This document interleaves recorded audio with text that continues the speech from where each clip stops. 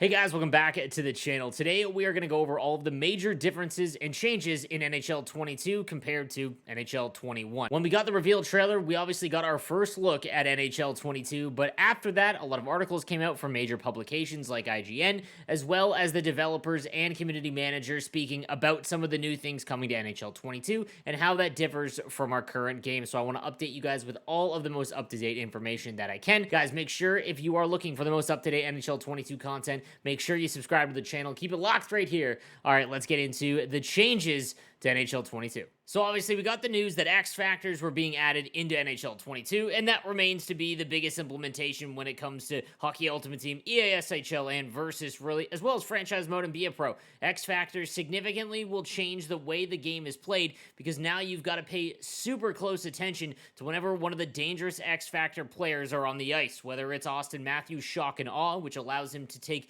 incredible shots out of dekes, or Seth Jones' Quick Pick X Factor, which allows him to knock out pucks out of the air and intercept passes at a much higher rate. This is definitely going to be one of the biggest changes, especially when it comes to gameplay. And Hockey Ultimate Team, it'll obviously be one of the biggest ones as well, as that adds another element to team building. The next biggest implementation in NHL 22 is definitely the move to the Frostbite engine, moving away from the NHL's prior engine, Ignite. Now, obviously, it's public knowledge that Madden and FIFA had a heck of a time developing their games on the Frostbite engine that was designed for Battlefield. However, in that same article on IGN with NHL producer Clem Kwong, he states that Madden and FIFA had big challenges going into Frostbite. Fortunately for us, even during work from home, Frostbite has been a multi-year project. We've been integrating it very smoothly. So that does lead to some hope that this game will be implemented to Frostbite a lot easier and smoother than the prior years of Madden and FIFA.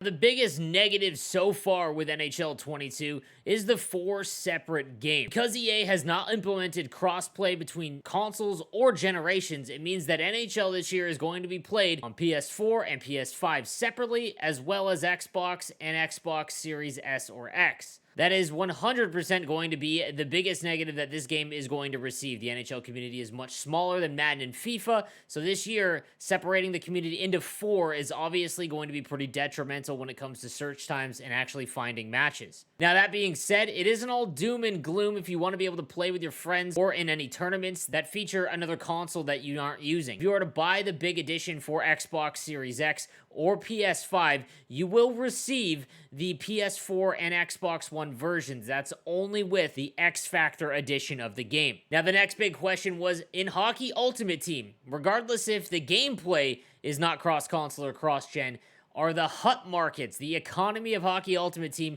are those separate as well? We did get confirmation that there will be 4 separate HUT markets, and that is going to significantly change how Hockey Ultimate Team's market is actually run. With less players on each console than what we were used to, means that prices are either going to be really high or they'll fall because there isn't enough players to meet the supply and demand of the actual cards that are pulled. Regardless, no way you look at it, this is the biggest negative, and NHL 23 better fix it immediately. Now, one of the biggest changes in the game comes in EASHL. As Clappy, the community manager, tweeted out yesterday, custom EASHL builds are back for NHL 22. This was one of the most highly requested features and a direct result of your feedback. The addition of X Factors adds a whole new layer of creativity and customization that you've never had before. We'll have a lot more info on this soon. So obviously, this is a gigantic change to EASHL. Over the past few games, we have been given tailored builds that we have to go into that kind of kept players to at least similar builds. They really couldn't change and actually impact individual attributes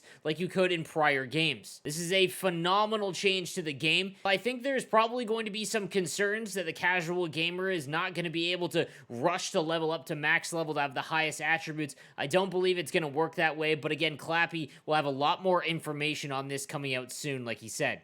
It'll be interesting to see which X Factors you choose, how you acquire them, as it does look like you have to earn them in EASHL, but regardless, it gives a lot of customization and uniqueness to your custom player in EASHL. One other huge change to EASHL is an always open dressing room. From that same IGN article, Clem Kwong talks about how there will be a dressing room that is basically always accessible. No more going through a bunch of different menu options. It looks like you're going to be able to just add a friend in no matter where you are once you're in the world of Chell. Now, there was also some info that was released among some other articles about NHL 22 that had stated that there was no new gameplay animations at all. Now, Clappy, the community manager, took to Twitter to kind of dispel those rumors. He stated, "I want to clear up a misconception that there are no new NHL 22 gameplay animations. There is now new reverse hitting, new pass and shot blocks, many new pickups, revamped puck protection, additional goalie saves and pokes,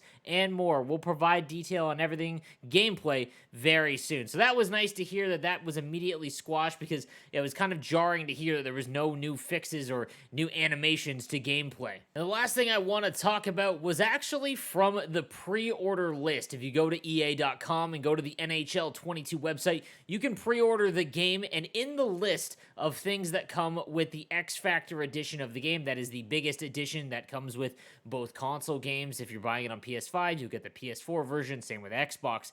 Now, in this list, you'll see it down as you look through the pre-order NHL 22 XFactor editions.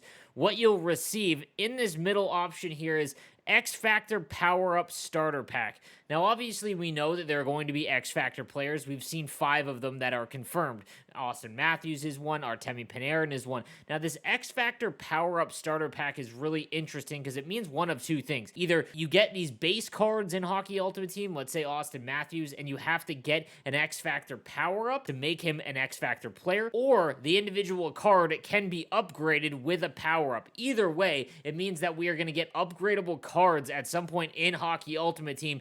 And no matter what, that is a huge win. It is something that I've stated for a very long time. Hockey Ultimate Team needs new ways to upgrade their cards, as opposed from just, the what you get, the Team of the Week, Primetime, Master Sets, those kinds of things. Having cards that you can power up, a lot like what we have in Madden, would be an awesome addition to the game. Now, in this list as well, if you look down to the bottom, it says 5 World of Chell XFactor Zone ability unlocks. And while, we can't really get into detail what they are, we can get a little bit of an insight here, as we've got 5 new ones that obviously are announced, but I have no idea. There is no info on what they actually do. We've got Bouncer, Heat Seeker, Unstoppable Force, Elite Edges, and Big Tipper to go in combination with Shock and Awe, Tape to Tape, Make It Snappy, so all of those ones. Now, obviously, Heat Seeker, I'm going to assume impacts shooting. Unstoppable Force probably impacts body checking and strength. Elite Edges, I would assume, is cuts and agility. And then Big Tipper, obviously, is just